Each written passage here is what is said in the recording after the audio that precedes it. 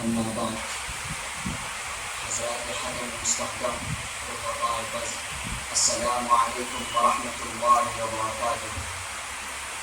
یہ ایک مسلم حقیقت ہے کہ انبیاء علیہ السلام کی جماعت کے بعد سب سے معظم و مکرم جماعت آپ صلی اللہ علیہ وسلم کے صحابہ کی جماعت ہے۔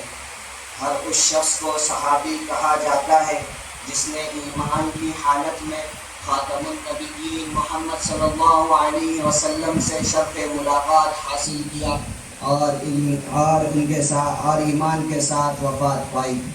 سامعین اکرام، صحابہ کی جماعت بڑی پاکیزہ جماعت ہے جس کو نبی پاک صلی اللہ علیہ وسلم نے حجۃ الوداع کے موقع پر تبلیغ کا مکلف بنایا۔ وہ صحابہ ہی ہے جنہوں نے عین اسلام کے مطابق زندگی گزاری۔ وہ صحابہ ہی ہے جن کی اضطراری و اجتہادی خطاؤں کو صرف معاف ہی نہیں کیا بلکہ اس معافی نامہ کو قرآن میں نازل فرما کر قیامت تک کے لیے ان نفوس قدسیہ تنقید و تبصرہ جرح و تعدیل کا دروازہ بند کر دیا۔ اسی پر اکتفا نہیں کیا بلکہ ان کے ایمان کی صداقت اور اپنی پسندیدگی کی سند بھی دی۔ وہ صحابہ ہی ہے جن کو نبی پاک صلی اللہ علیہ وسلم کی قربت و شرف حاصل ہے جس کا مقابلہ تا قیامت کوئی اور مسلمان نہیں کر سکتا۔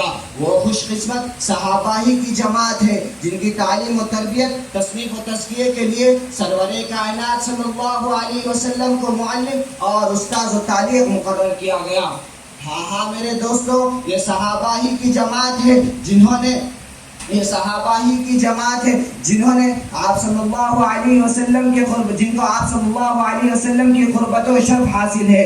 یہ صحابہ ہی کی جماعت ہے جنہوں نے عین اسلام کے مطابق زندگی گزاری۔ یہ صحابہ ہی ہے جنہوں نے اپنے مرغوبات کو شرعی مطلوبات پر قربان کیا، شرعی مرادوں کی خاطر نفس کی حیلہ اور راحت طلبیوں سے کنارہ کش ہو کر عزم و صداقت کے ساتھ ہماتن مرضیات الہی اور سنن نبوی صلی اللہ علیہ وسلم کی پیروی میں منہمک ہو گئے اور اسی کو اپنی زندگی بنا لیا۔ غرض یہ کہ صحابہ نے اپنے آپ کو اس طرح مٹا دیا تھا کہ جس کو بیان نہیں کیا جا سکتا۔ گویا ان میں خود ان کی کوئی ذاتی خصوصیت باقی نہیں تھی، وہ صرف اور صرف نبی پاک صلی اللہ علیہ وسلم کے مجسم نمونہ بن گئے تھے۔ ارے کہاں تک بیان کروں؟ آج جو یہ مساجد، مدارس، خانقاہ، مراکز، تبلیغ، دعوت دین، تعلیم و تعلم، مفتی، محدث، مفسر، مقرر، خطیب، ادیب، دیندار و شبیدار ہے، وہ صحابہ اکرام رضی اللہ عنہ کی وجہ سے ہے جنہوں نے سیرت کو ہم تک پہنچایا ہے۔ صحابہ مثل دل ہے، دل بند تو ہر چیز بند ہے۔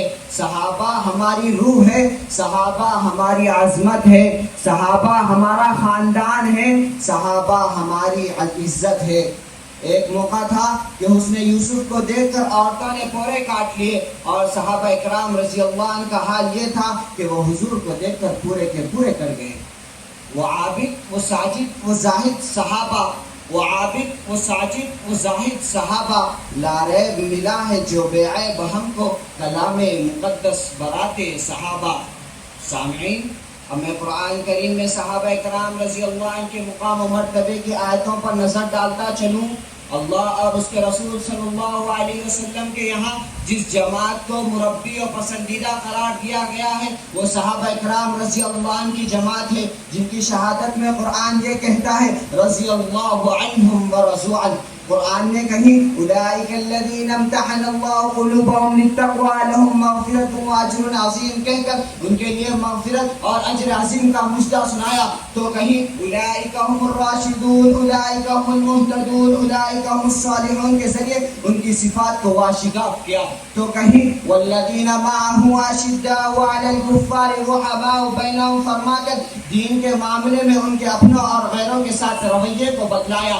اور کہیں ان الذین سبقت لهم منا الحسنى اولئک عنہا مبعدون کہہ کر جہنم سے دوری کا اعلان فرمایا۔ اور کہیں وکلا وعد اللہ الحسنى فرما کر جنت کا سرٹیفکیٹ عطا فرمایا۔ چنانچہ قرآن نے ان کا مقام تو بتا دیا، اب احادیث پر بھی ایک نظر ڈالیں. ارشاد نبوی صلی اللہ علیہ وسلم ما انا علیہ واصحابی کہہ کر صحابہ اکرام کو اپنے راستے کا نائب قرار دیا. تو کہیں لا تسبوا احدا من اصحابی فرما کر کہا میرے صحابہ کو برا بھلا مت کہو.